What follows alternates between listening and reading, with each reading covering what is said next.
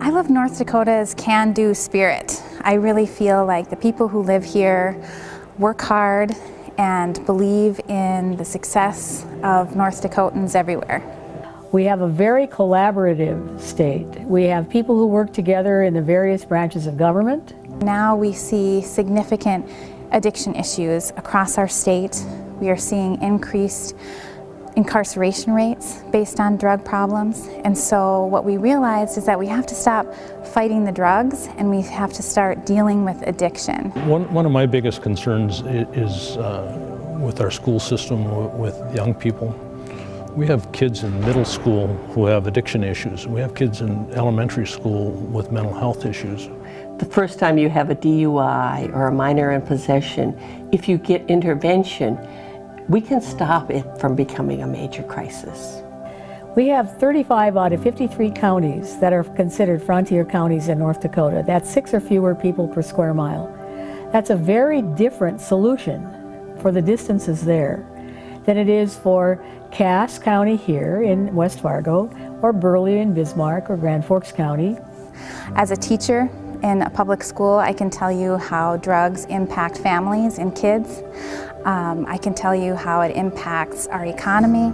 I can tell you how it impacts our bottom line from a state perspective. And they've had several meetings and brought people together, including the faith community, including social workers from the schools, administrators from the schools, Youth Works, Police Youth Bureau, United Way, and others, just to brainstorm ideas and to provide resources to people out in the community.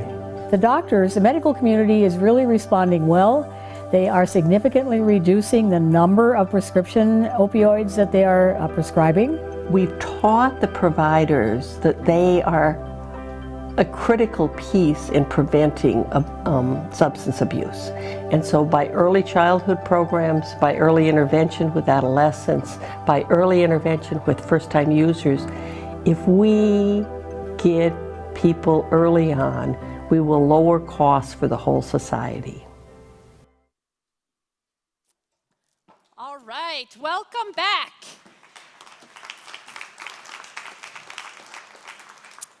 This might be one of the most impressive things I see all day. You guys literally came back in 5 minutes. I can't even get that to happen in my own home. This is remarkable. So, with that was, you know what, I love that video, because that demonstrates, more than any words up here on stage, that we truly are attacking this from all angles with the whole of government, executive, judicial, legislative. And I so appreciate those legislators stepping up and taking a leadership role on this really important topic. I love that video. So on the break, I did a quick look on the social media feed, and so I encourage you to check that out. It's fun to see the comments and then what people are liking and the viewing parties. So thank you for participating virtually. And if anybody is into making lists, you can start your list of how many mistakes I make throughout the day. We just had the first one that I know of. I'm sure there's others. The Parents Lead grant is coming from the Human Services Department. So note that, Human Services. I said something else. Whatever. So if you're making lists, I've now corrected it. Anyway, so thank you, Human Services. So, who enjoyed Rodney earlier? Anyone? Well, you're in luck. He was not escorted out of the building over break.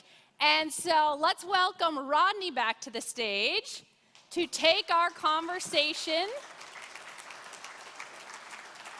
further down the path. What does effective prevention look like, Rodney? That's a good question. I don't know, but I will find out. Actually, when I sent the slides to the team to look at for the 2 preventions, like, and why am I doing 2 presentations? And nobody else is doing 2 presentations. But the governor didn't leave me, but he did leave because he didn't want to hear me anymore. I'm sure that's not why. Governors have stuff to do besides listen to me talk about my kids. I sent the slides, and the email I got back from the team that was putting on the presentation is, wow, love your slides, can't wait to hear what you have to say. And I was like, me too. I don't know what I'm going to say, but we'll see. Something will come out of my mouth, like, what party's in the government? I don't know. Literally just came out. I don't know if that's what that means. So I put a big challenge out there, which is like, we need to do more prevention stuff, but that is based on the idea that prevention actually works, right? That you can make a change. It doesn't matter how much you invest in it if it doesn't actually work. So what I want to talk to you about now really quickly is what makes prevention work, right? What does it look like when prevention is actually making a difference in a community? And I'm going to say community, you can have an impact at the state level too. We had this like remarkable meeting in Wyoming one time at the end of a project in about 2010. All the communities were sitting actually on a lawn in Lander, Wyoming, and talking about it. And one of the women who was a local prevention coordinator said, she goes, wow, until this conversation at the end of the project, I didn't realize that you expected me to help change the state. I just thought I was supposed to change our town. And the reality is when you change your communities, you do help change the state, right? And so I'm going to tell you some stuff about communities because mostly when prevention works really well, it works in communities. But there are other times, right? So one of the most effective pieces of prevention that's ever happened in terms of the substance abuse world is raising the drinking age from 18 to 21. Right? That wasn't something that happened just locally. That was a big policy. Countless thousands of people are alive today because of that change, right? But most prevention happens locally. I'm going to talk to you about some of that, what happens. So this is my new presentation, and let me just start with, this isn't what really effective long-term change looks like, right? I was at the SAMHSA offices, Substance Abuse Mental Health Services Administration, at a CSAP meeting, the Center for Substance Abuse Prevention, who does most of the federal funding and gives most states most of their money to do substance abuse prevention. And that night on the news in Gaithersburg, Maryland, where the SAMHSA office building is situated, there was a huge report on a mock car crash and how great it was for the high school kids. Right? And the theory behind the mock car crash is you show them how terrible car crashes are if you drink and drive, and all the kids back there will change. And in reality, some of them might not drink and drive that night, but that does not create lasting change. That's not a strategy you're going to find on a list with tons of research showing this is what you should be doing in your communities. And maybe some of you have done it, but that's not going to change your community. Right? That may change the evening. And that's not an entirely bad thing. But when we're talking about what does real prevention look like when things really change, it doesn't quite look like that. It also doesn't quite look like this. Mary Hunt was an administrator at the Women's Christian Temperance Union, WCTU, in the 1800s. And around 1880, she wrote, and I bring this up because I think it's really interesting, she actually created a program for alcohol prevention that was put in schools in every state in America.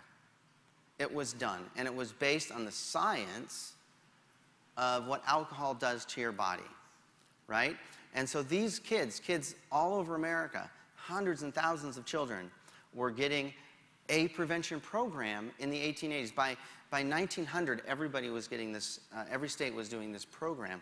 Now, science is a little bit of a strong word for it because one of the things that they taught is if you drink too much, you will burst into blue flames and die.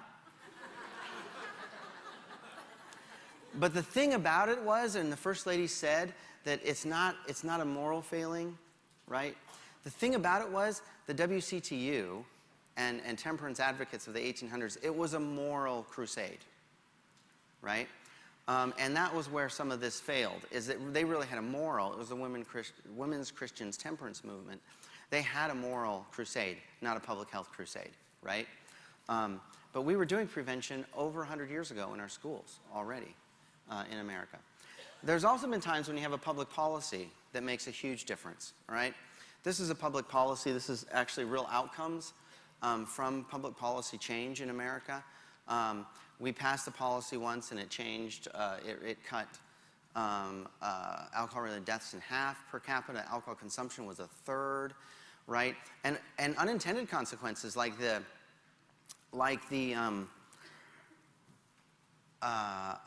more money being spent by families on savings accounts, on food and necessities, and not on alcohol. Huge there are another 7 or 8 huge public health outcomes to this policy change. The policy itself was called the Volstead Act.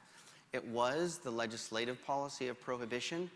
Now, there were also some unintended consequences to prohibition. Things like Al Capone. But the Volstead Act put that into place. But what's really interesting about prohibition is that, again, it was a moral crusade by the dry side, right? And it failed in the sense that it was a moral crusade.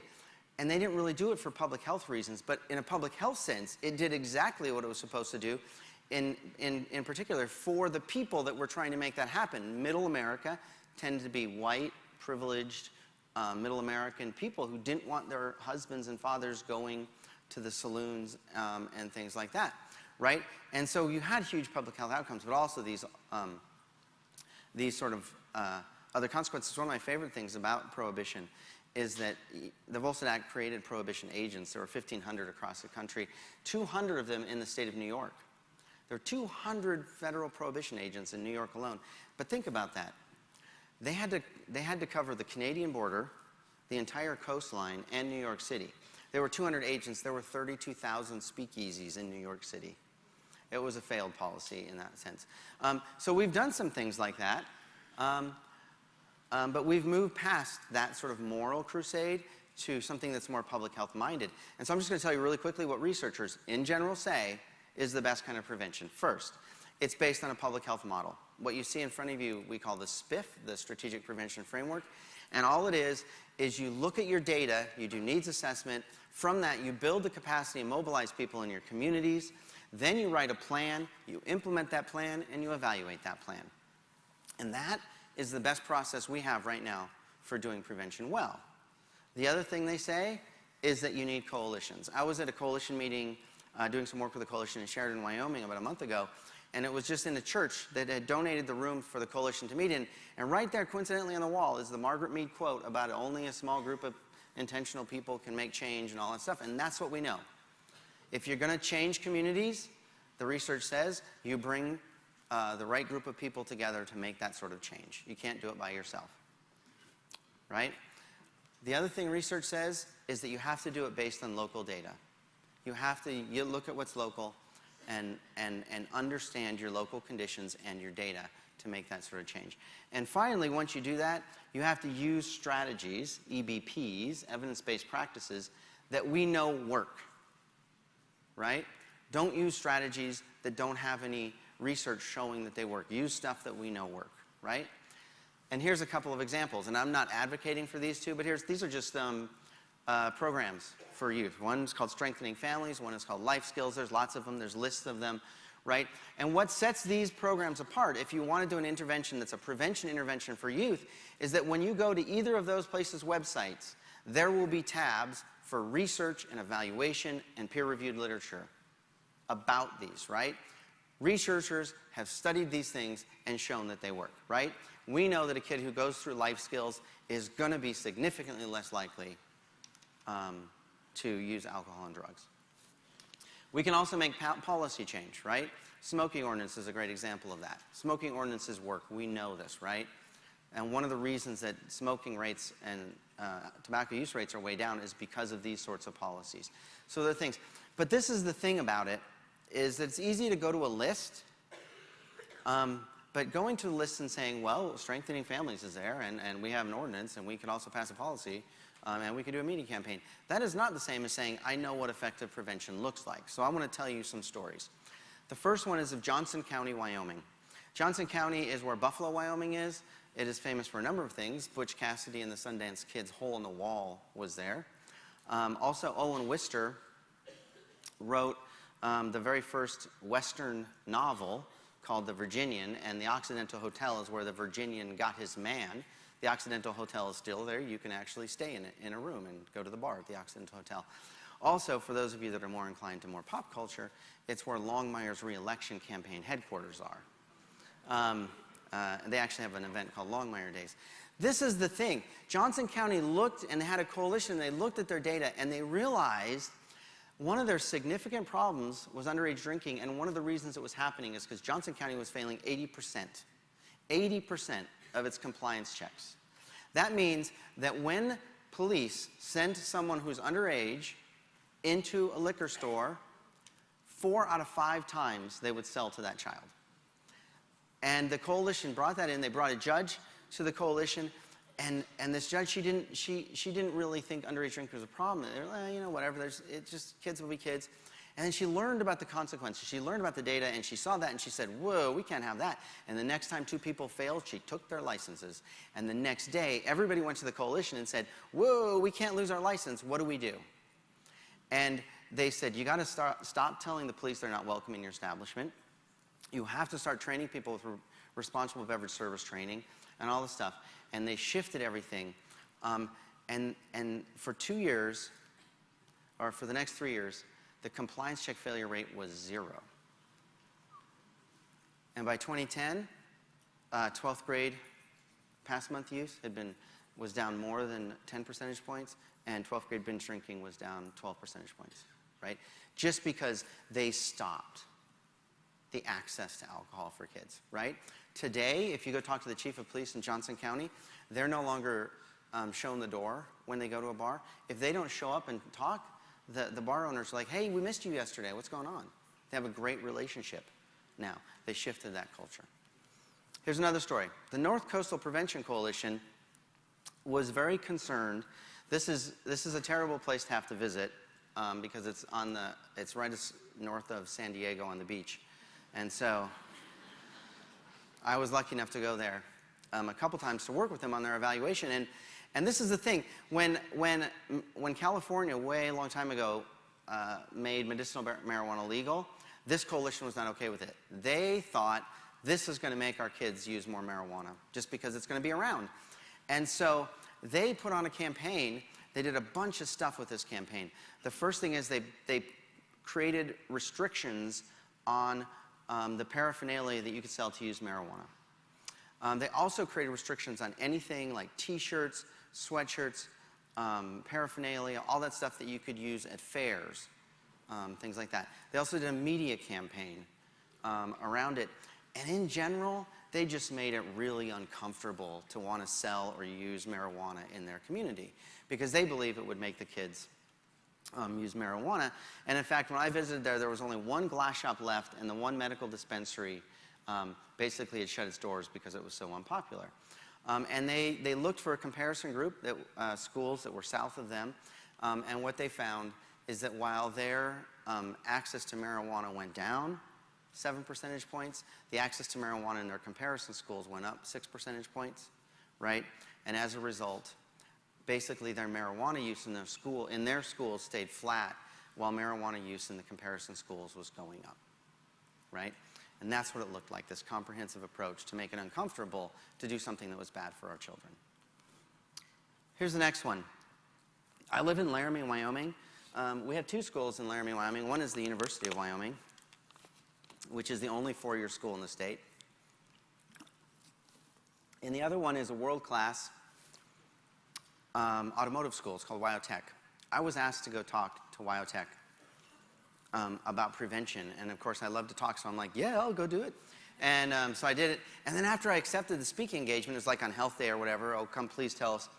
And I realized what they wanted was someone to come tell the kids who, the majority of our young men, there's also young women, who are 18 to 20, up to 25 years old, who are in this automotive school. And they wanted me to come tell them not to binge drink or to drink at all. And then I had this realization, I don't believe in that kind of prevention, right? Because I know it's not going to work.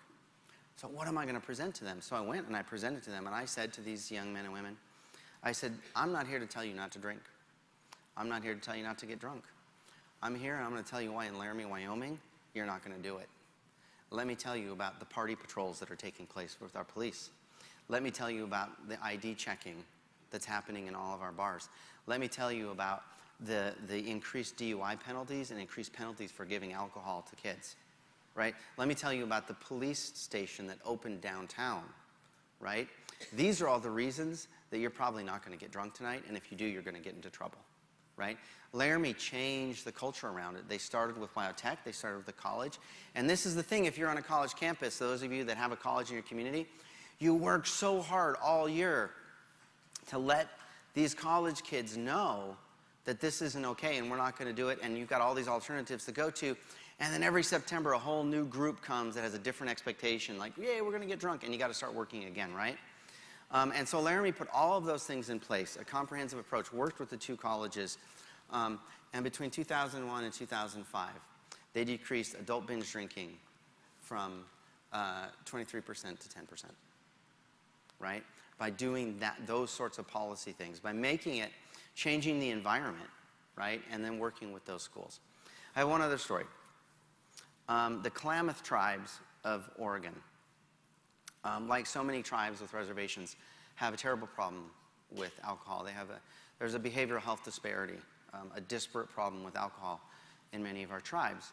One of the things that they found was a local issue, and the Klamath tribe, was that on days of funerals, the shelves at the liquor stores just emptied. They just emptied. And I think it's a dry reservation, so the liquor stores are around, you know, but they go out, you get them, and the shelves would empty. And this is one of the things they needed to deal with. Even if the person who was tribal died from alcohol, the shelves would empty on the day of the funeral. And so the coalition there had this brilliant idea, and you're never going to find this on a list. They had this brilliant idea. They sent a letter. When someone passed away, they sent a letter to the family, and they said, we are so sorry for your loss. And we know that it's expensive when someone passes away, and we'd like to help pay for the obituary in the paper. But in doing so, we'd like to add this line. To honor the person that's fallen and the person who's going to be buried today, don't drink alcohol. And it was remarkable, the change. Why? Because they knew that the culture of honor and family was even more powerful than the culture of drinking, right? And so they made a huge change in that local condition, and that's big. So those are my stories, and the reason I told you is so that you can understand them, but I also wanted, oh wait, I didn't go there. So I have this screen in front of me that's always a slide ahead. This is the Klamath tribe. Let me tell you this story. No, I already told it. That's the letter. The reason I told you those 4 stories is because I wanted you to think, that's what really, you can go to that community and say, this is what effective prevention looks like. I'm taking a picture of a community that made a huge change. But what I wanted to say is if I pull these stories together that I know, and I know more of them as well, what do they have in common? Right? What is it they have in common? So the first thing they have in common is they all really understood their local condition and their data. Right? Like the best researchers say, they had to understand what was going on in their community. You can't just do a cookie cutter and say this strategy worked here, so it'll work there. You have to understand your community and build your coalition and plan around what your community is. The second thing is they worked collaboratively and comprehensively. It was not just a one-off. It wasn't just, oh, we'll put a program in schools and everybody will be fixed. It was collaborative. It was comprehensive. It looked across the community and understood the community. And finally, and I can't stress this enough, they all changed the culture of that community. And I'm not saying changing culture is easy, but I'm saying is that they never lost sight of the fact that they had to change culture, right? They had to change the way people thought and expected of their community. And you've seen a couple of announcements from Jenny today, mini grants, and the other one, and those are all efforts. And the Main Street initiative that you're doing, those are all efforts to say we can change this culture. And this is the thing about that, is that culture actually matters. Research has shown that while alcohol, per capita alcohol consumption is a pretty good predictor of cirrhosis rates, it's a terrible predictor of outcomes and consequences. We know that consequences and outcomes from alcohol use are actually culturally determined, right? Drunk driving, violence, family violence, fights, unprotected teenage sex, whatever those outcomes may be, actually those things are culturally determined. In early America, drunkenness was not acceptable, even though everyone drank all day long because it wasn't safe to drink the water. It wasn't acceptable, and so there were very few drunken problems like violence and stuff, right? And so we know culture matters. And I'm just going to end with this one thing. You can actually also change culture, because you know what? My Uncle Chuck, who is from Minnesota, he smoked more than any man I've ever seen in the world when I was a kid. And he came to visit me in Wyoming. I must have been just a little kid. And my family was there. And my mother made him smoke outside. And everybody thought she was nuts. Today, nobody would come to your house and expect that they could smoke at the table while you're eating dinner. Nobody would, right? Culture can change, and you can change culture. And if you look at what prevention, really effective prevention looks like, you can make that happen. Thank you very much. Have a great day. I think I'm actually done now. Hello? Thank you, sir. Thank you. Yes, Rodney, you are done. But no napping in the front seat, because I'm watching. Awesome. So we know that prevention works. We know what prevention looks like. So how do we talk about it? There's special ways to talk about prevention that is more effective for all of our intended audiences. So we have a quick, oh, sorry, Colbert, that was a little bit of a false start. 2 minutes, you have 2 minutes to psych yourself up. So let's take a look, bring this all back home to our communities and take a look at effective communication in prevention right here in North Dakota.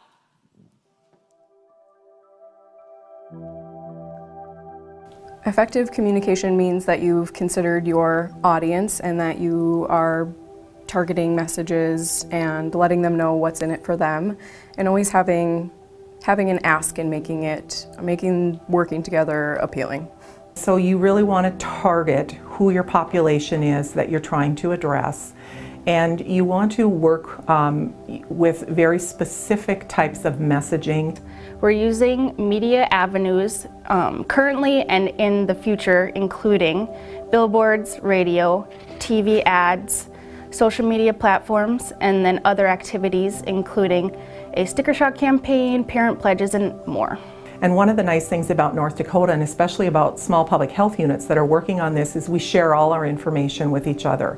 There's no need to recreate something that someone else has, so we're willing to do that. Department of Human Services has great resources online as well. I think what helps most for communication is when we get the communication campaigns, for example, from the Department of Human Services. It's really nice to be able to use what they have because it's best practice. It's throughout the state. It's a uniform message. We have to communicate what we're doing, why we're doing it, why it's important. Otherwise, we aren't going to get that support that we so ardently need to be effective in prevention.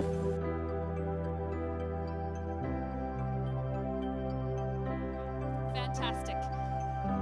So that is a great segue into our next speaker.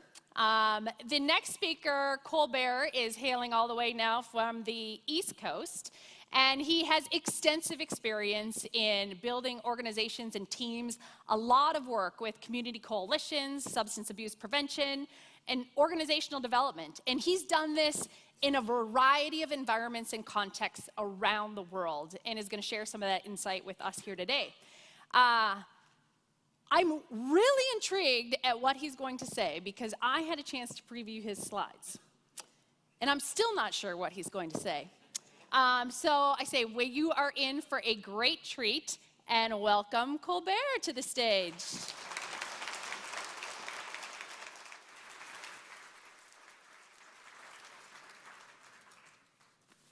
Here you go. And we didn't practice that. My name is Colbert Prosper, and today we're talking about prevention is like superalifragilistic expialidocious. Let's get the important stuff out of the way. I work for an organization. I'm a trainer and consultant for CADCA. CADCA means Community Anti-Drug Coalition of America. And what we do is train community members to make their communities and their coalitions safe and healthy and drug-free. Our theme this year is partnering for prevention, what we are doing today. Also what we do with CADCA is we do youth leadership trainings, and so we help young people, we train young people to be leaders and also to be change agents, which is something that I'd love to do that also here in North Dakota. I'm pretty excited to be here. I'm excited the fact that I get to share the stage with so many great speakers and great people. Also, I'm pretty excited that I get to speak before lunch. After lunchtime, it's hard to talk. It's hard to talk. And so with that, we'll begin. So how many people have heard of superalifragilistic expialidocious? Raise your hands. Okay, all right. Now, by shouting out, where does it come from? Mary Poppins, okay. To my fellow millennials who don't know who Mary Poppins is, it's a movie that came out way, way, way long ago. That's a shot to Rodney and the baby boomers. So it was dinosaurs, Mary Poppins, today.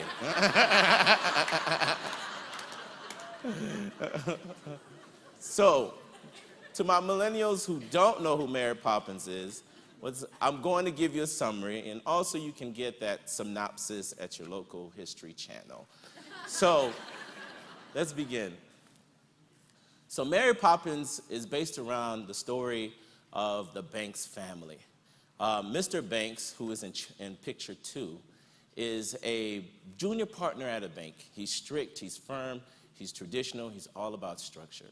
Mrs. Banks, which is in picture 1, in the middle, Miss Banks is a community leader. She's also an advocate for women's vote, which is interesting because this movie came out the same time as the women liberation movement. Don't know if that's a coincidence. So you have Mr. and Mrs. Banks, you also have the Banks children. You have Jane and Michael. And like other kids, they're mischievous and they get into trouble.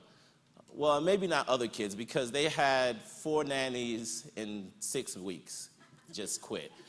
So the problem, well, no, it's actually 6 nannies in 4 months, that's what it was. And so the problem was the Banks family needed a new nanny. They needed a nanny who's gonna be firm and strict with the kids. So on picture 3, the kids are being chastised for running away another nanny. And so what they end up doing, Mr. Banks says, I'm gonna take this on my own. I'm gonna write an advertisement in a newspaper for a new nanny. The kid's like, we're gonna write one too.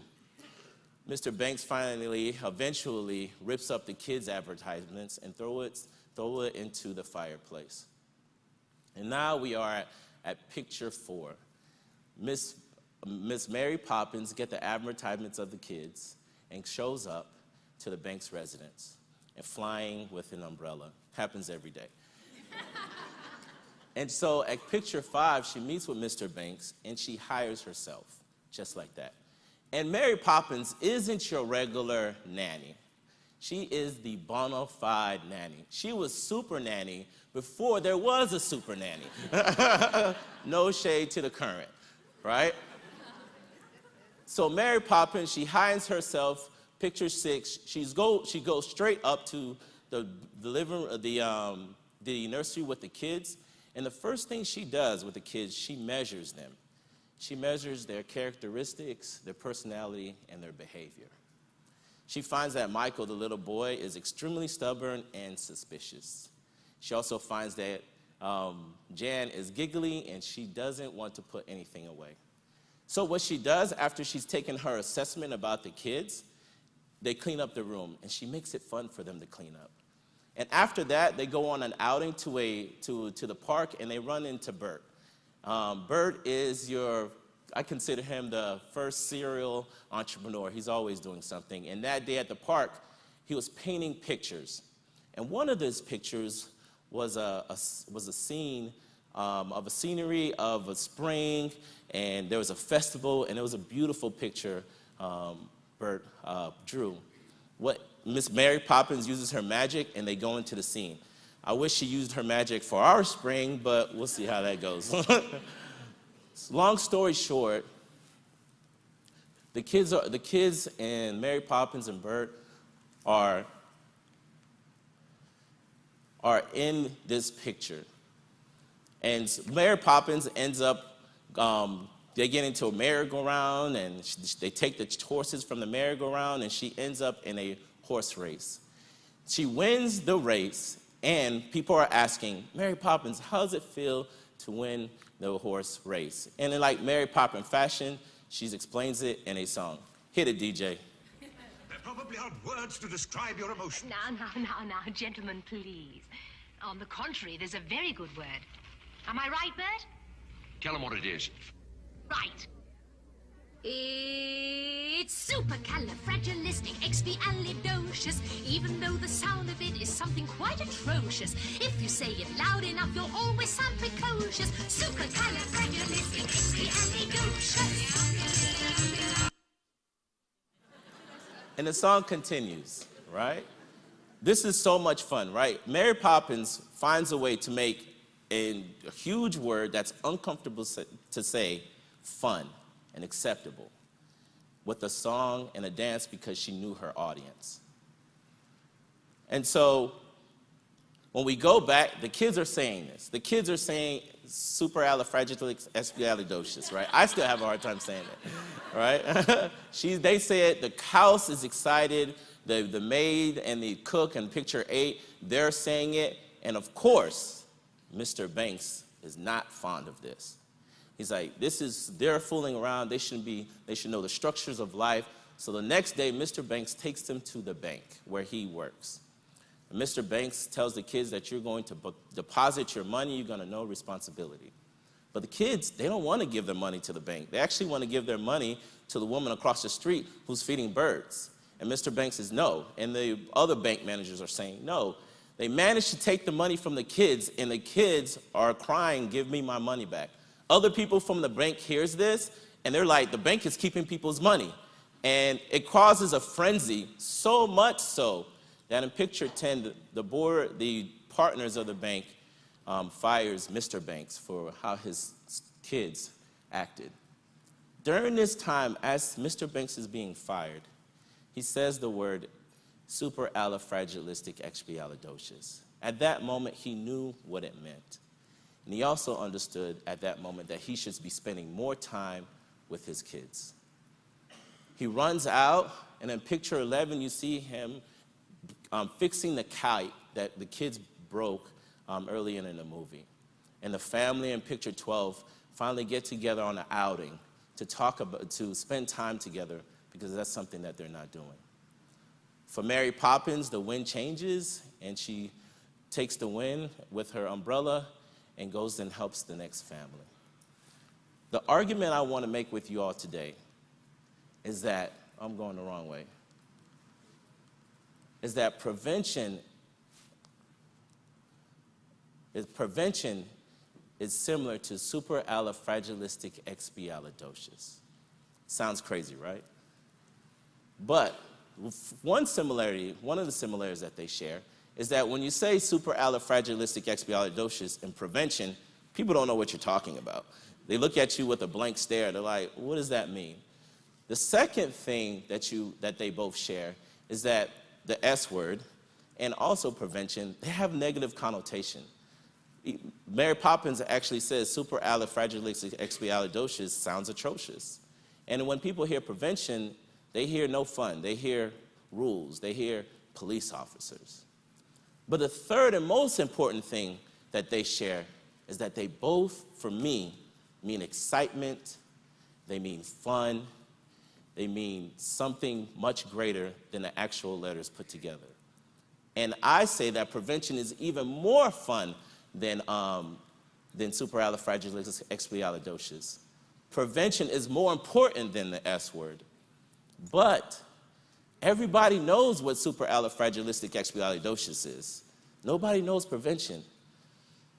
Especially supercalifragilisticexpialidocious gets a lot more play than prevention. And the reason why is marketing. We have to spruce up our marketing in prevention. It has to be continuous.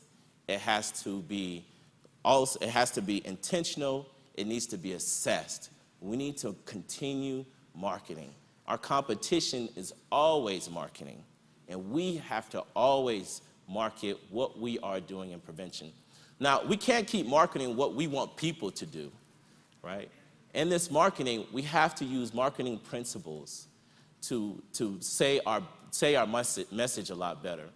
And one of those things is a marketing theory is called exchange theory.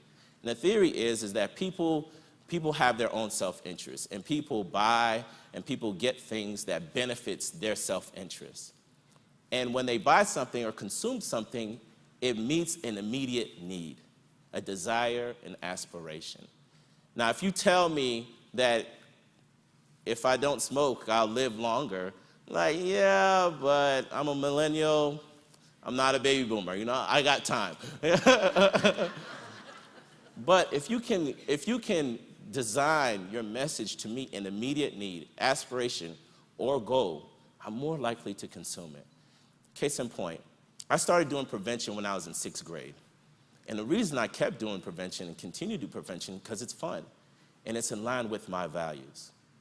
Another thing we have to also consider when we think about marketing prevention, we also have to consider that people are paying a price. People are paying a toll to do prevention because the prevention is uncomfortable. So for instance, case in point. So when I was in high school, we had coalitions at our schools. And then we had a larger coalition in our county. And so in our school, we decided that we're going to have randomized drug tests. So anybody who was a part of our group was going to have randomized drug tests, and this was a way to prove to adults that not all young people are using drugs. Now, everybody knew about these randomized drug tests, teachers, coaches, our parents. And because we're doing so much great things, I connected to my friends, our peers. We're doing so many great things that I loved the people I was working with. But there were times where I was at parties or people's houses, and they asked me if I wanted to take something or do something. Saying no in that moment was uncomfortable.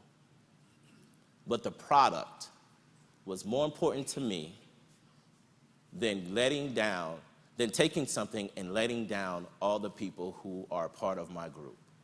And so we have to remember the toll and the price that people pay when they do prevention when we talk about marketing. So I'm going to share a couple of marketing tips. So prevention has come a long way.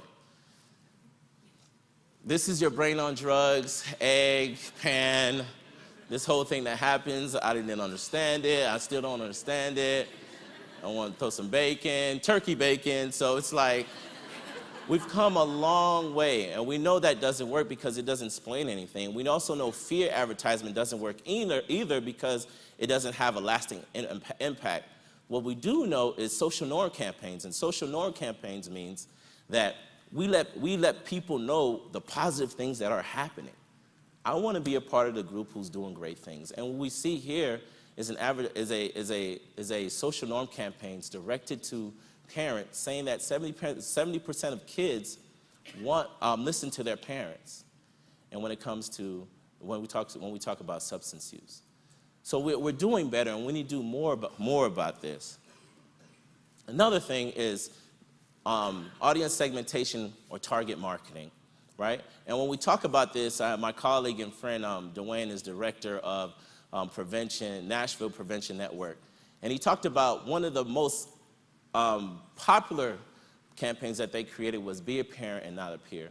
And the reason they were able to get so much success with this campaign is that they did surveys with parents, and also they did focus groups with parents. So parents were involved with the message. And so that are things that we need to do when we target populations. And typically in health, we target socioeconomics, we target race, ethnicity, age. We also need to start targeting behavior, what people are doing, what people want, and when we talk about audience segmentation. The next thing is a marketing mix. I'm going to be honest with you. Me and Michelle Obama, we have something. Don't tell Barack. She's my boo. We go together. And the reason and I can prove it to you, every time she looks at the camera, She's looking at me, okay? So one of the greatest public health marketing campaigns is Let's Move. It is to fight childhood obesity.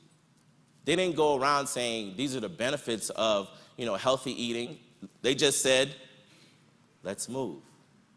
And they use the marketing mix, and when we talk about the 4 to 6 P's of marketing: price, promotion, packaging, people, place, and what's the 6th one. And so we have to be cognizant of where we market, how we market, and how we promote when we're marketing our campaigns when it comes to prevention. And so another thing is, something that we can do now, is that we need more voices. We need more people talking about prevention. Hit it, DJ. But one of the things I'm most excited about is my recent partnership with Dove as a member of their Speak Beautiful squad, which is part of their self-esteem project. So Speak Beautiful was inspired by research that found that 72% of young girls struggle with their self-esteem due to content that they've seen on social media. So Dove enlisted the help of myself, behavioral therapist Vanessa Van Edwards, Jeanette Calpoon, the CEO and founder of Hispanic Global, and Ariel Winter from Modern Family to create content and tips around social media and self-esteem. My contribution to the Speak Beautiful squad was a really fun digital video glossary for parents and guardians to help them understand the types of words and language that girls are using online and how they might be impacting their self-esteem. So for example, one phrase in the glossary was thigh gap.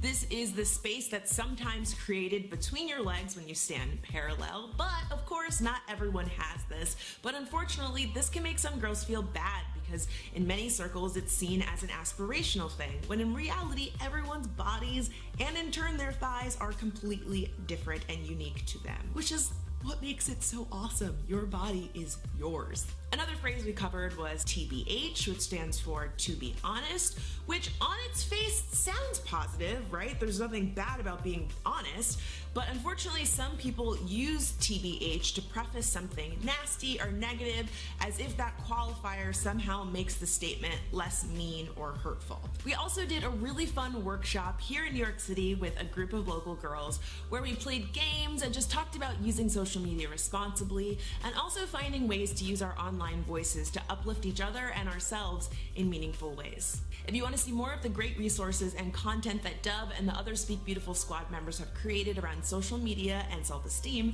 you can check out the official Dove Twitter page or check the links that I've included in the video description box below.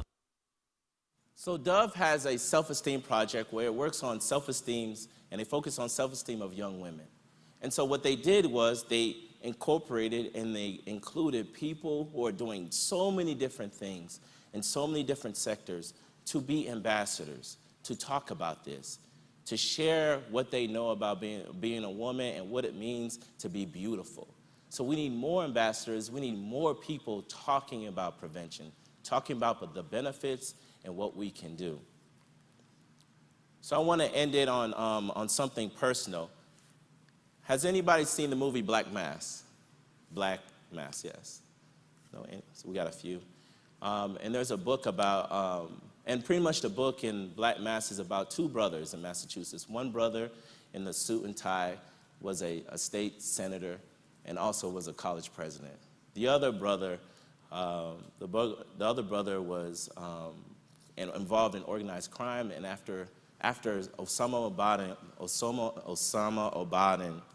Osama bin Laden, but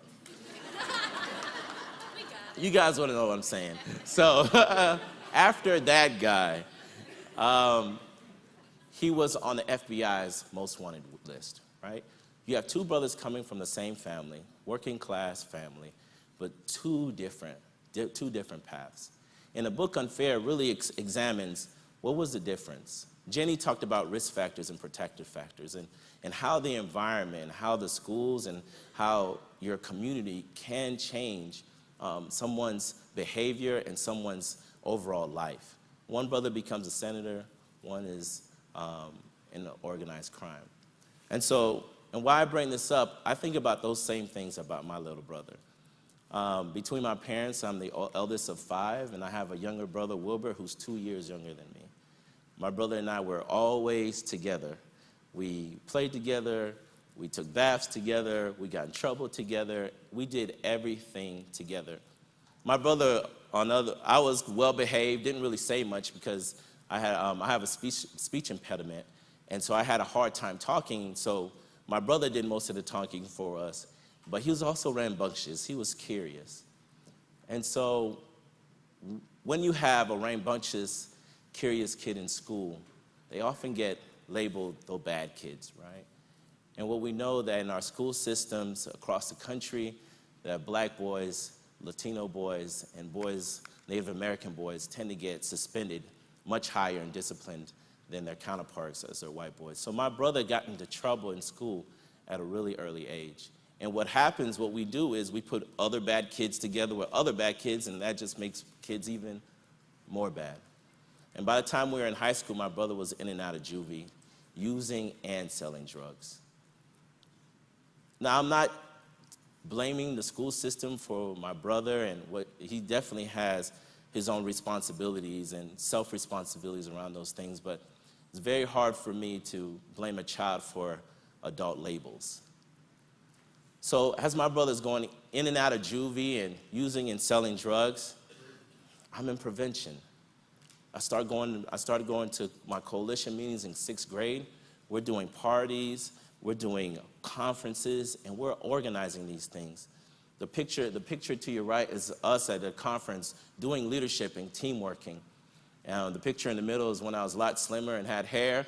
And I was in high school when I was a part of that. And because prevention is so fun, because prevention is anything from after-school programs, tutoring kids, teaching kids, to changing legislation, it's so many things that I was doing. I stayed involved. When I went to school and went to grad school, I still stayed involved with my coalition. Last year was our 25-year anniversary for our coalition, for all the work that we did. And we still had fun. We had a dance after the ceremony.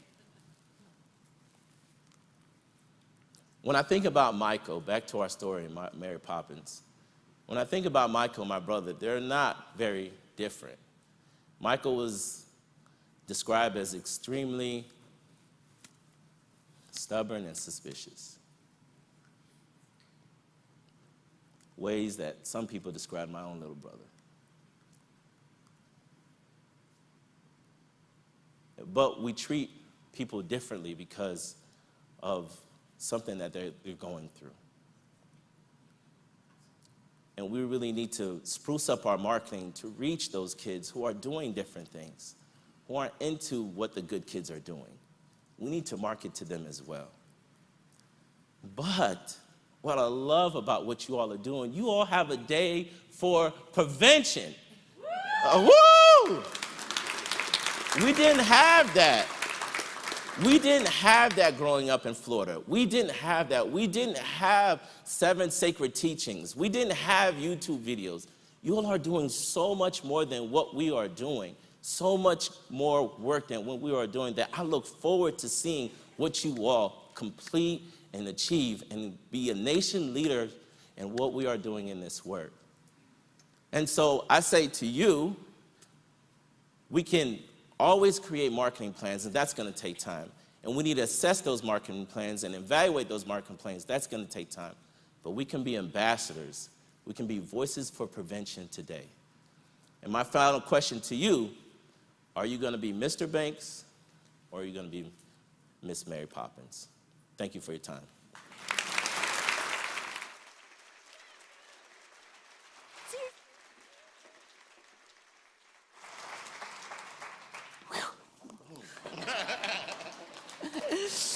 Woo!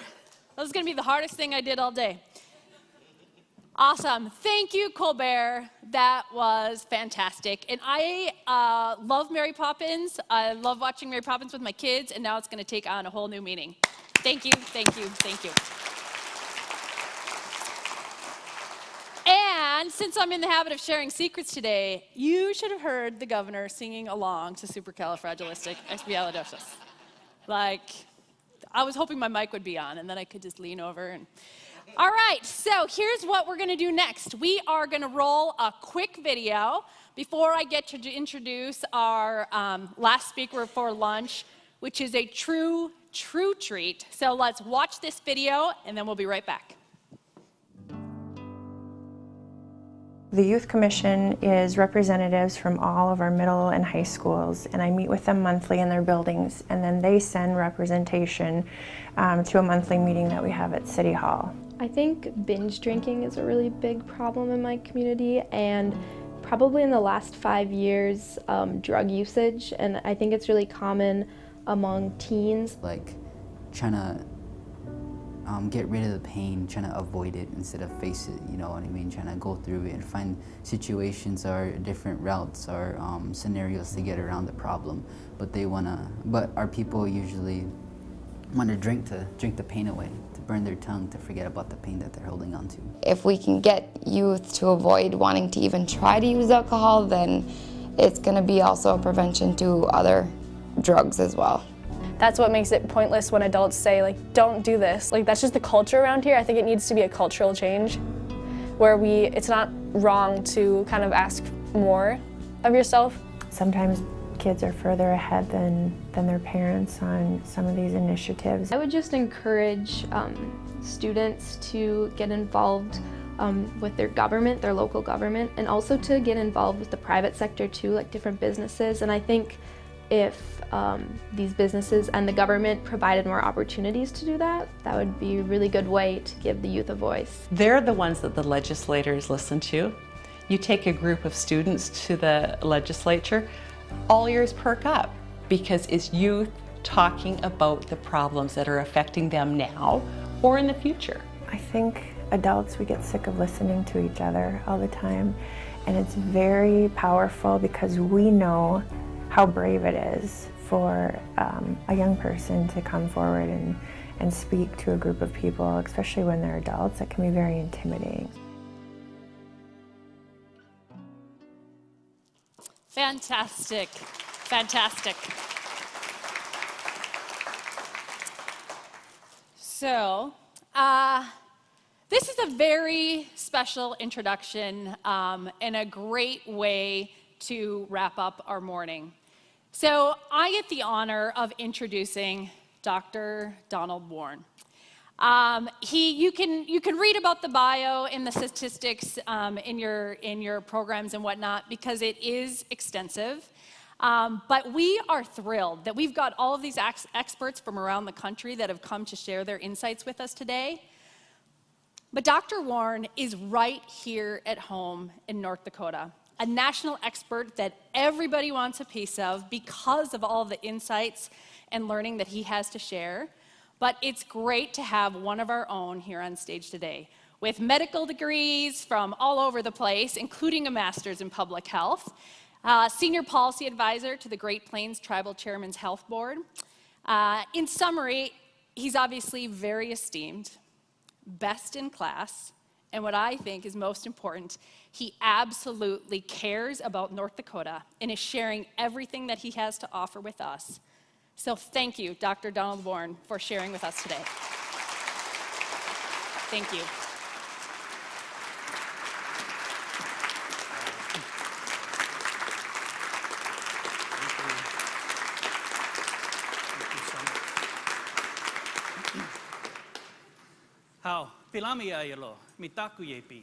Hello, thank you and welcome to all my relations here today. I'm so happy and honored to be a part of this very important discussion.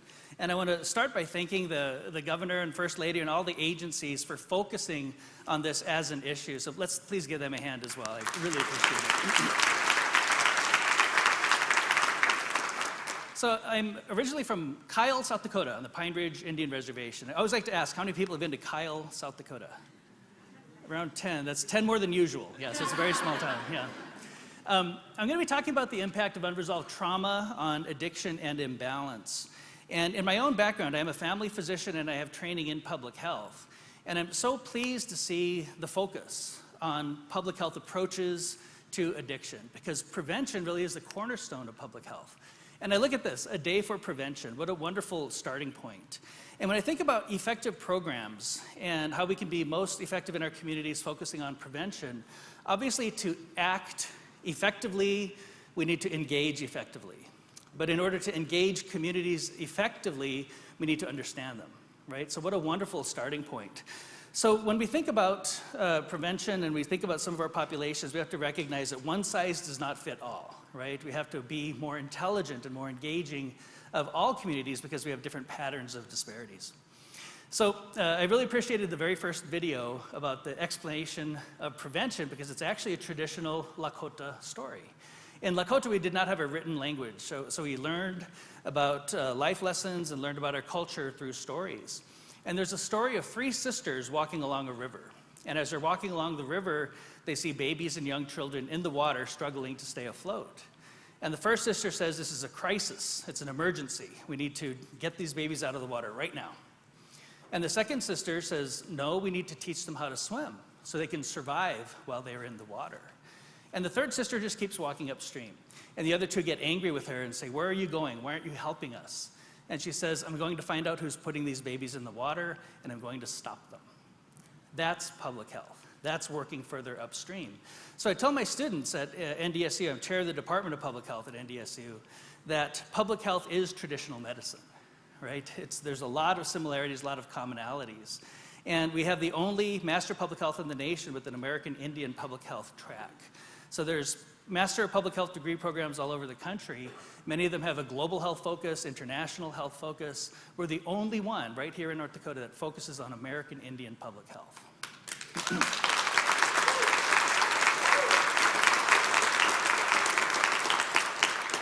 So when I start these discussions, I always like to start with a brief history of medicine, so very brief.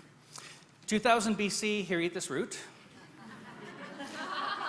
1000 AD, that root is heathen, here say this prayer. 1800, that prayer is superstition, here drink this potion. 1900, that potion is snake oil, here swallow this pill. 1950, that pill is ineffective, here take this antibiotic. And year 2000, that antibiotic is artificial, here eat this root. So we've kind of come full circle, haven't we?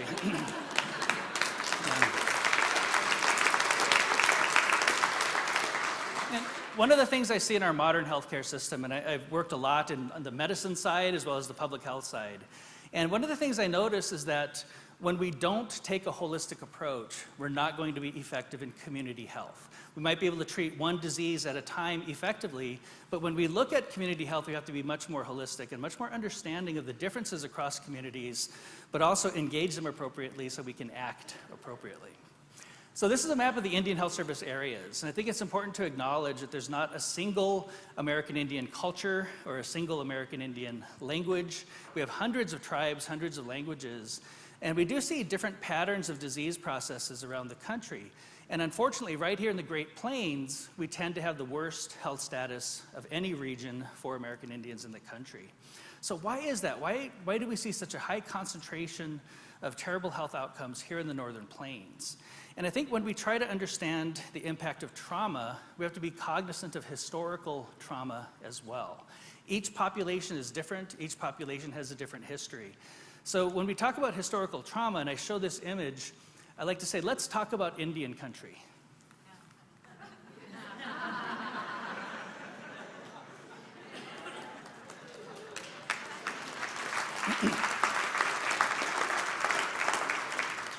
It's all Indian country, correct? Now, in modern times, there's very few tribes in the Northeast. And is that because historically we didn't like the East Coast? You know, there's too much traffic, maybe we just didn't live there?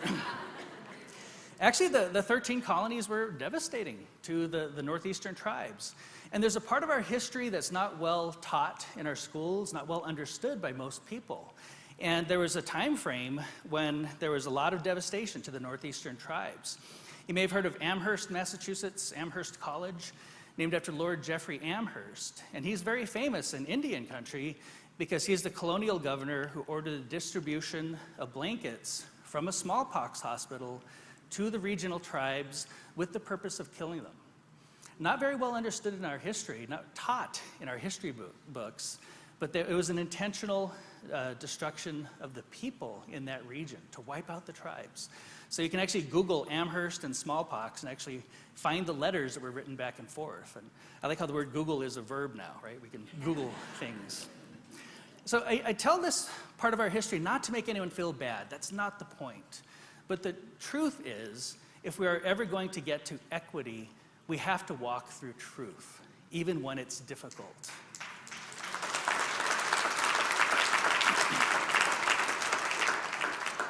We also know that there was a time frame when the southeastern tribes were removed. There was actually an Indian Removal Act in the 1830s, and it's commonly known as the Trail of Tears.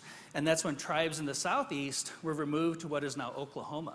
And in that process, many of the tribal populations were split apart. Some people chose to stay in their homelands. Some agreed to be removed to Oklahoma. If it was me, I'd want to stay in my homeland. I mean, wouldn't you, if you had the option? Well, one of the outcomes of that is that now those tribal populations are kind of divided. So that's why we have Seminoles in Florida and Seminoles in Oklahoma. We have Cherokees in North Carolina, Cherokees in Oklahoma. Choctaws in Mississippi, Choctaws in Oklahoma. And of the 40 or so tribes that are currently in Oklahoma, only 4 are actually from Oklahoma. The rest of them were removed. And there are even populations from this region that were removed to what is now Oklahoma. Unfortunately, the California gold rush was also devastating to the tribes in California. And a lot of those tribes were also, unfortunately, just completely eliminated. So what we're left with now is really a patchwork of American Indian populations. And there's only 7 states that have at least 3% American Indian population. It includes Alaska, Montana, North Dakota, South Dakota, Arizona, New Mexico, and Oklahoma. So when we see the concentration of American Indian population, what I see also is a concentration of health disparities and a lot of unresolved trauma, historical trauma and otherwise. And people are always shocked to see this particular statistic. It's estimated that at the time of contact in 1492, there was probably about 20 million indigenous people in North America and South America. Of that number, probably about 5 million who were in what is now the United States. By 1900, that number had dipped below 200,000. So from 5 million to 200,000 in that time frame. What a huge devastation. In many ways, we could think of this as the American Holocaust. It's not described that way, but that's really what it is. And some populations are still affected by this. And again, I don't talk about these things to make anyone feel bad. That's just not the purpose. But we have to understand truth if we will ever get to equity. And again, it can be very challenging. Another part of our history that resulted in a lot of trauma was the boarding schools. This is actually a picture from the Carlisle Indian School in Pennsylvania. And there were a lot of tribal children who were removed from their homes, including from here in North Dakota as well as South Dakota, and placed in some cases thousands of miles away in boarding school. And while they were in boarding school, a lot of them suffered all kinds of abuse.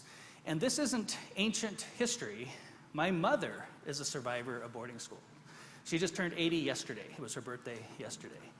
Yeah, thank you. So one of the questions I ask is to think about this and all of that loss. What about the survivors? Does it have an impact on you if, as a child, you saw many of your friends and playmates dying at an unnaturally high rate? And why is it that so many American Indian children were dying at boarding school? We actually don't know why. We know there were outbreaks of things like tuberculosis, but it doesn't answer the entire question. So we probably will never know the exact reason as to why we saw such devastation in the boarding schools. But again, this is just from the last generation. And there is emerging science to really try to understand this better. And some of you may have heard of epigenetics. And at University of North Dakota, there's actually an epigenetics research center where they're looking at some of these things. And when people live under tremendous stress, it can actually have an impact on their DNA. So the way DNA actually functions can be negatively impacted by stress. And there's emerging ways to actually measure that. So I think epigenetics will be the scientific foundation from which we better understand historical trauma. But it's not just intergenerational issues. Do some of our children live in difficult circumstances today, right now? Is there abuse in some of our families? And unfortunately, I think one of the things that we've seen in many cases is a cycle of abuse. In many cases, abuse that was learned in boarding school with no parenting skills or culturally relevant parenting approaches. And what we wind up seeing is a lot of adverse childhood experiences. And I'm sure many of you have heard of the ACE study, Adverse Childhood Experiences Study. And what we see is that when children go through adversity in childhood, it has an impact on their neurological development, it has an impact on their social and cognitive abilities, has an impact on their behavior. And quite often, these are the children who are labeled as bad kids, right? So unfortunately, we also see then higher rates of dropout from school. And we see strong correlations between high rates of dropout and bad health outcomes, including addiction. So when we're working further upstream, we also have to be cognizant of the impact of adverse childhood experiences. And I really appreciate one of the earlier slides looking at the commonality of risk factors, not just for mental health and behavioral and addiction, but even chronic disease. There's a lot of commonality in risk factors. So when we're focusing on prevention, we need to recognize that many of these things come to a common source, like working very, very far upstream at the headwaters of that river. And adverse childhood experiences can lead to health issues, including higher rates of obesity, diabetes, depression, STDs, suicide attempts, heart disease, cancer, higher risk health behaviors, including smoking, alcoholism, and drug abuse, and then other types of factors, including lower graduation rates, lost time from work, lower incomes. Now, none of this is absolute. Not everyone who has addiction has suffered from adverse childhood experiences, and not everyone with adverse childhood experiences winds up with addiction, but there are strong correlations. So if we're looking at points to intervene further upstream, part of what we need to do is actually recognize that adverse childhood experiences and unresolved trauma are a risk factor for things like addiction. We don't even measure that in most of our clinics. That needs to change because we see a lot of emerging science supporting that. So I put this image up to remind me to talk a little bit about the medical approach and recognizing that it's important to have good medicine. We need to treat diseases and issues as they occur. But in medicine, we take the one person at a time approach. And we need that in many cases. We need crisis management, we need good medical care, but again, we need to also be able to work further upstream and prevent. So the other reason I like to show this symbol is symbolism is very important to us in many of our tribal populations and cultures. This is actually the staff of Aesculapius. It's a single serpent wrapped around a staff. That's the ancient Greek symbol for medicine. So we've also seen this symbol before, right? The two serpents wrapped around the staff with the wings at the top. That's a caduceus. That's actually the ancient Greek symbol for traitors and thieves.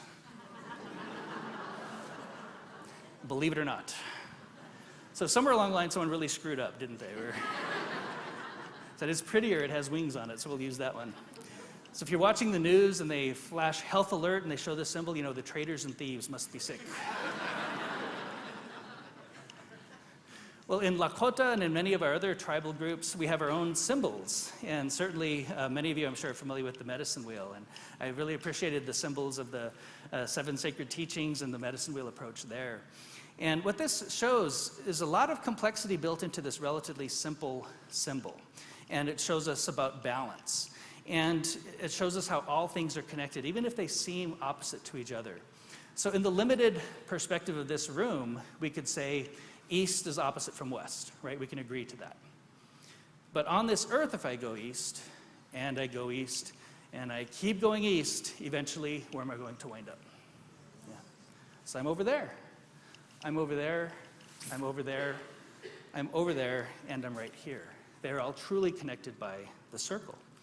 The way we look at health in terms of personal health, family health, and community health is to look at 4 components of who we are: spiritual, mental, physical, and emotional.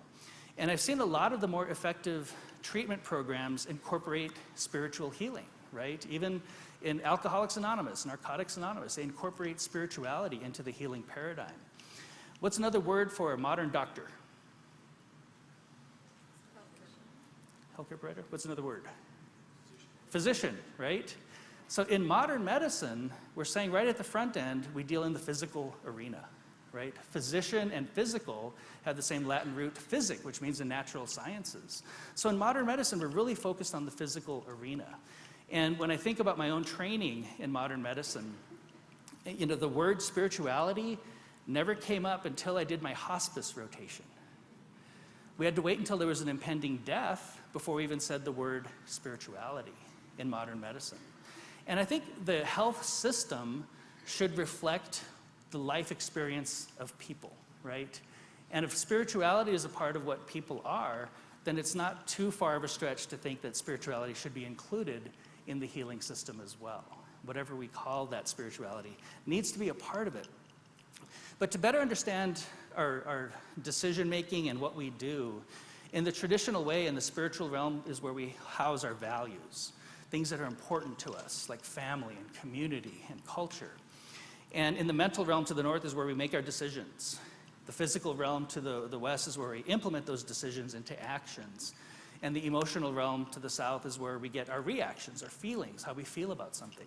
So even if we're not aware of the symbolism, we're constantly cycling around this medicine wheel, interpreting our values into decisions, implementing those decisions into actions. The actions produce reactions in the emotional realm, so then we can have input into our value system. So we're constantly re-evaluating what we are doing. So what happens when you lose entire components of culture, when you lose people, when you lose land, when there's an impact of historical issues?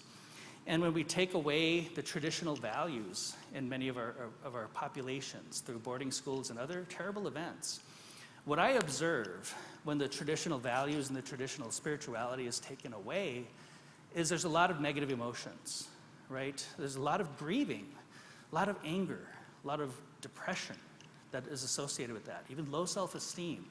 And without that strong spirit to process those issues, quite often the decision is to self-medicate. And are people self-medicating with alcohol? With other drugs? With food? Promiscuity? Cigarettes? When I think about all of these things that we're self-medicating with, it's not an issue of physical dependence purely.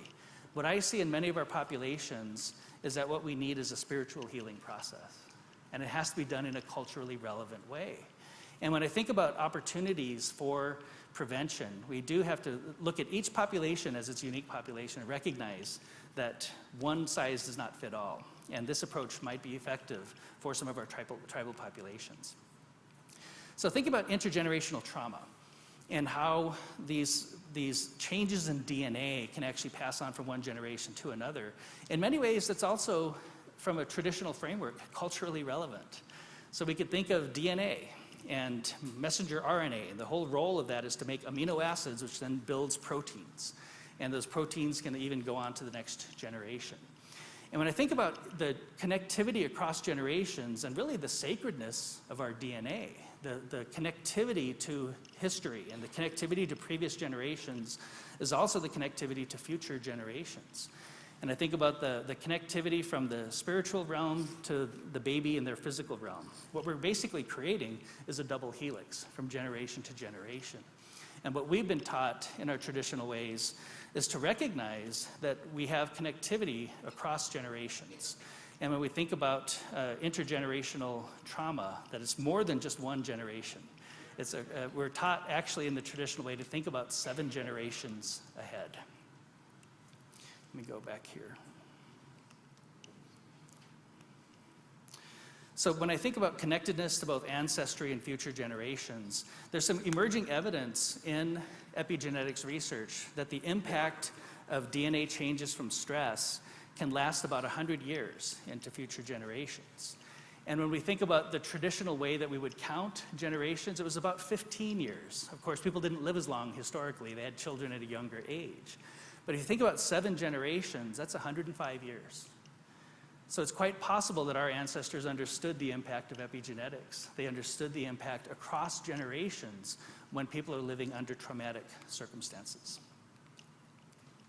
So we have significant challenges ahead of us, and we've identified a lot of the social determinants that we need to address, including poverty, trauma, unresolved trauma, Quite often political challenges at the tribal level, but even how we work together as governments, there's always room for improvement there. Quite often inattention and neglect of the issues that are affecting tribal populations, and recognizing that each population has its own story to tell, but we don't often allow those stories to occur. It's a difficult topic, but is racism still alive and well? Unfortunately, it is. When people are living under toxic stress that includes things like racism, it has an impact on addiction. It has an impact on unresolved trauma. So we all have a role in that, don't we? Can we be more accepting and more understanding of each other? So we have to address equity in a much more intelligent way and a comprehensive way, look at medical, behavioral, public health components of building equity. And I'm sure many of you have seen this image before. I really like this picture. The difference between equality and equity. In equality, everyone gets the same package of services, right? Even if it doesn't meet their needs. Everyone gets the same package of services. In this particular image, the guy on the left didn't need it. It's serving the one in the middle well, and the guy on the right is still underserved, right? So think about that as something like a Medicaid plan. Everyone gets the same plan, right? Is it possible that for American Indians going through recovery, incorporation of traditional practices can be effective? There's actually good science to support that. And I see colleagues and friends who work on the front lines of this issue right here in North Dakota. Incorporating cultural practices can be more effective, but it's not in our Medicaid plan because of equality. If we offer it to one population, we have to offer it to everyone. If we can't offer it to everyone, we offer it to no one. That's equality, but it's not equity. There are some basic things that we could do that require us to be creative and more thoughtful. So equity is focusing on the outcomes. What is the package of services that is needed to achieve the outcome, not just what is the package of services to achieve the process, right? So we have to be more thoughtful. So I'd shown this image for several years, and recently someone sent me another slide that I think is very telling. Why is there a fence in the first place? Maybe we also need to look at the structural barriers too. Perhaps if we invest in the things that we're talking about today and eliminate some of the structural barriers, less people will need the package of services in the first place, right? The costs of reducing incarceration as compared to keeping the barriers up there, the systemic barriers that put people into incarceration, and then let's spend money on those package of services. Not only will it improve quality of life, but I would envision that we would save money as well. So this, again, all links back to traditional belief systems. And I love this saying from the Blackfeet community. A child is sacred, and when that child comes into the home, the family must welcome it. And if the child is happy and feels the want, he will come into this world very, very strong. And not to know this is to know nothing. And not to know this is to know nothing. When we're looking at prevention of addiction, not only do we need to work with early childhood for those individuals, we need to work with the next generation of parents also. And there are effective programs around the country that combine things like community health workers, home visitation, with parenting skills training. That is not yet a billable service in North Dakota. It's effective, it's evidence-based, and it could save lives, and it's relatively inexpensive. So perhaps as we're having this discussion, let's also recognize that traditional belief systems also link to current day health policy opportunities, and we could make a real impact on that. And I always like to close, thank you.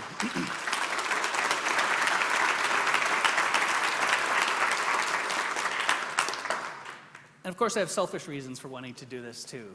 When I think about the next generation of parents, think about my own kids. You know, I have 4 children. On the left, that's my daughter. On the right, that's one of my sons. 3 boys and 1 girl. And wouldn't it be wonderful in the time of their children, they don't have to talk about these disparities anymore? Wouldn't that be a beautiful vision? And perhaps we can turn a day of prevention into a generation of prevention and focus on the next generations of all of our people.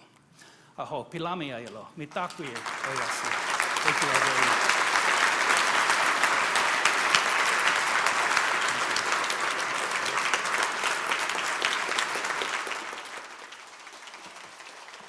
Enjoy.